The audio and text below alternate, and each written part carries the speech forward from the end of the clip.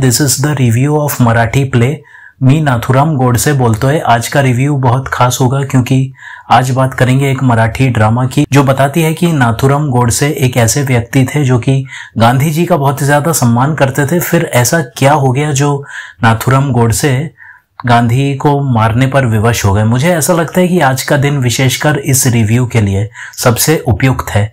इस प्ले के बारे में आपको पता होना चाहिए जो कि गोपाल गोडसे द्वारा लिखित किताब may it please you honour पर आधारित है। समय खराब करने के लिए ज्यादा कुछ नहीं बोलूंगा, तो प्लीज आप सभी तैयार हो जाइए बिना देर किए। Let's start the review. Mi Nathuram Godse बोलतोय।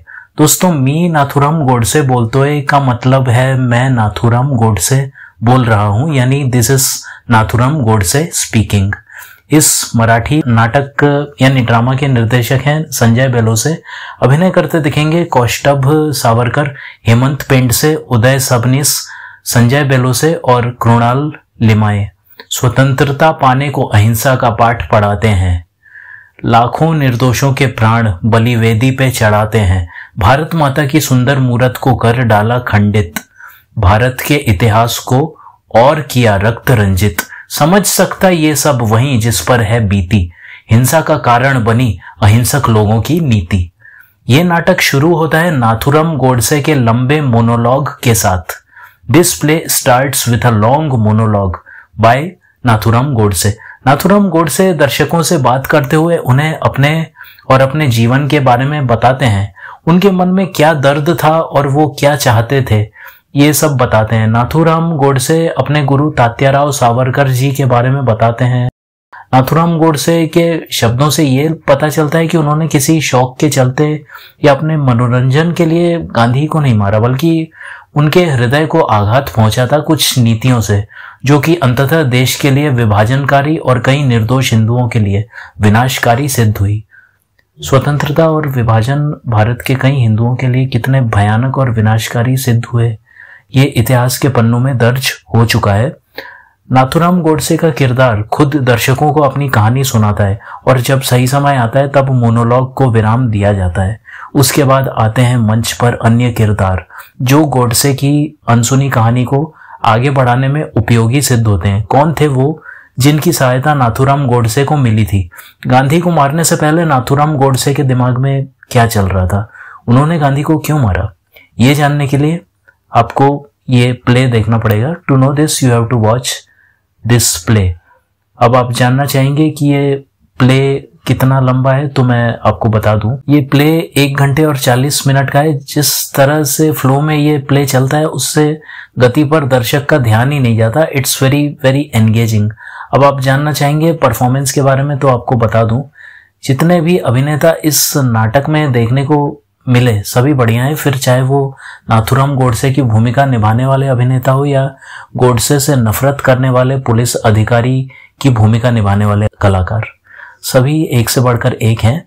नाटक की शुरुआत में ही जब एक जबरदस्त आत्मविश्वास से भरा मोनोलॉग सुनने को मिलता है तभी दर्शक को पता चल जाता है कि उसे क्या देखने को मिलेगा। I am jealous of those who enjoyed this play live. मुझे उन लोगों से जलन हो रही है जिन्होंने इस नाटक को लाइव अपनी आंखों के सामने देखा। क्या एक्सपीरियंस रहा होगा? मैंने तो अपने मोबाइल स्क्रीन पर देखा और उतने में ही हतप्रभ रह गया। स्टनिंग परफॉर्मेंसेस, मजा आ गया। निर्देशन की बात करें तो निर्देशन बहुत अच्छा है। संजय बेलोसे जी ने न केवल निर्देशन की कमान संभाली है बल्कि स्वयं अभिनय भी किया है। अद्भुत बात यह है कि ना तो उन्होंने अपने अंदर के अभिनेता को निर्देशक पर हावी होने दिया, न ही अपने अंदर के निर्देशक को अभिनेता पर हावी होने दिया है। उनकी प्रशंसा के लिए शब्द कम पड़ गए हैं। अब आप प्ले की रेटिंग के बारे में भी जानना चाहेंगे तो आपको बता देता हूँ। इस नाटक की IMDb रेटिंग अवेलेबल नहीं है। मेरी तरफ से रेटिंग है 9.9 आउट ऑफ 10। मैं तो इस नाटक को देखकर चकित रह गया। I was stunned. इतनी पावरफुल परफॉर्मेंस, इतने अच्छे और दिल को छूने वाले डायलॉग और कहाँ मिलेंगे। इस प्ले ने एक बात तो साफ कर दी कि शुतुरमुर्ग बने रहना एक विकल्प है। कुछ लोग स्वेच्छा से शुतुरमुर्ग बने रहना भी पसंद करते हैं। इस फिल्म में एक मुस्लिम पुलिस अधिकारी के किरदार के द्वारा ये बताया गया है कि वास्तव में समस्या क्या है। शुरू में वो गांधी का सम्मान करता था, लेकिन नाटक के अंत में वो गोडसे का सम्मान करने लगता है। वो मुस्लिम अधिकारी गोडसे के लिए आंसू बहाता है। जी हाँ, गोडसे से नफरत करने वाला अंत में उसका सम्मान करने लगता है। उसे इतना अफसोस होता है सच जानने के बाद कि वो रो पड़ता है। उसके बाद वो पुलिस अधिकारी का किरदार जो डायलॉग्स बोलता है उनका प्रभाव अलग ही पड़ता है। उनकी कुछ लाइंस मुझे याद हैं, लेकिन यहाँ बताना ठीक नहीं होगा। जो ये नाटक देख चुके होंगे दे आर फाइन, लेकिन जिन्होंने अभी तक नहीं देखा मैं उन्हें यहाँ कुछ भी नहीं बताऊंगा। आपको लग रहा होगा कि मैंने फुल मार्क्स क्यों नहीं दिए, तो मैं आपको बता दूं, वास्तव में मैंने 2 चीजें नोटिस की। एक तो मुस्लिम पुलिस अधिकारी का एक डायलॉग अनइंटेंशनली फनी और फेमिनिन बन पड़ा है। सीरियस सिचुएशन में भी थोड़ी सी हंसी आ गई। जब आप खुद सुनेंगे तब समझेंगे कि मैं क्या कहना चाहता था। ठीक है, निर्देशक ने संभवतः पुलिस अधिकारी की भावनाओं की इंटेंसिटी को दिखाने के लिए ऐसा किया है, लेकिन फिर भी it's very feminine and funny. अगर इसको नजरअंदाज भी किया जाए तो जो दूसरी बात मुझे त्रुटिपूर्ण लगी वो है इंग्लिश सबटाइटल्स में ब्रह्मचर्य शब्द के स्थान पर सेलिबेसी का प्रयोग। दोस्तों, बहुत से हिंदी शब्दों को यथावत रखा गया, उन्हें इंग्लिश क्लोज्ड कैप्शंस में ट्रांसलेट नहीं किया गया। तो फिर ब्रह्मचर्य जैसे गूढ़ शब्द को मात्र एक इंग्लिश वर्ड सेलिबेसी तक कैसे सीमित किया जा सकता है? Brahmacharya is not equal to celibacy. Brahmacharya का वास्तविक अर्थ बहुत ही विस्तृत है। ब्रह्मचर्य के अंतर्गत बहुत कुछ आता है। सेलिबेसी तो मात्र एक छोटा सा हिस्सा है इस अनुशासित जीवन शैली का। अपनी सुविधा के लिए हम ब्रह्मचर्य को अंग्रेजी में भले ही सेलिबेसी बोलते हैं, लेकिन वास्तव में इस शब्द का कोई सटीक अनुवाद नहीं किया जा सकता। So bottom line, brahmacharya is not equal to celibacy. हाँ भाई, तो इंतजार खत्म। तो अब बारी है 2 सवालों की। आपको यह नाटक क्यों देखना चाहिए? अगर द बंगाल फाइल्स के बाद कुछ और अच्छा, सच्चा और सार्थक देखना चाहते हैं तो यू कैन वॉच इट। आप देख सकते हैं। Performances are nothing but pure gold. आपको अच्छा लगेगा। क्यों नहीं देखना चाहिए? अगर आप गांधीवादी विचारधारा के कट्टर समर्थक हैं या गांधी के प्रति आपके मन में आज भी सम्मान है तो ये नाटक आपके लिए कतई नहीं है। निराशा आपके हाथ लगेगी। सत्य अवश्य ही आपको चोट पहुंचाएगा। Please stay in your echo chamber.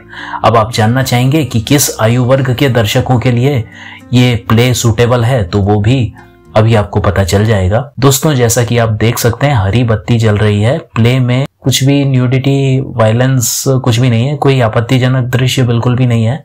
Okay, so don't you worry guys. आप ये नाटक पूरे परिवार के साथ निश्चिंत होकर देख सकते हैं। There is nothing disturbing. अब इतनी दूर तक देख ही चुके हैं तो नाटक की अवेलेबिलिटी के बारे में भी जरूर जानना चाहेंगे, है ना? तो कृपया ध्यान से सुनिए। दोस्तों, ये मराठी नाटक YouTube पर इंग्लिश सबटाइटल्स के साथ अवेलेबल है। लिंक डिस्क्रिप्शन में है। अगर आप ये प्ले देख चुके हैं तो कमेंट सेक्शन में बताइएगा कि आपको कैसा लगा। जिस चैनल में आप ये नाटक देखेंगे वहां के कमेंट सेक्शन में लिख दीजिएगा श्वेतवाहन रिव्यूज ब्रॉट मी हियर। आप चाहें तो कमेंट सेक्शन में कमेंट करके बता सकते हैं कि क्या क्या किया जा सकता है चैनल के लिए। पूरा वीडियो देखिए, कमेंट करिए, लाइक करिए या शेयर करिए। अगर आपको अच्छा लगे मेरा कंटेंट या मेरा स्टाइल तो एल्गोरिदम को पॉजिटिव सिग्नल भेजने के लिए और चैनल की रीच बढ़ाने के लिए जो हो सके वो कीजिए। और अगर आप नए दर्शक हैं मेरे चैनल के तो वीडियो के एंड में स्क्रीन पर आपको प्लेलिस्ट दिखेगी, जिस पर क्लिक या टैप करके आप चाहें तो मेरी पिछली वीडियोस भी देख सकते हैं, ताकि आपको पता चले कि मैं अब तक किन किन फिल्मों और नाटकों का रिव्यू कर चुका हूं। अगर वीडियो अच्छा लगा तो चैनल को सब्सक्राइब करें, नहीं अच्छा लगा तो भी सब्सक्राइब करें, क्योंकि यहाँ आपको ऐसी फिल्मों और नाटकों का रिव्यू देखने सुनने को मिलेगा जिनका नाम भी आपने कभी सुना नहीं होगा। आपके मनोरंजन का स्तर मैं ऊपर उठाकर रहूंगा। Thank you, take care, like and hype.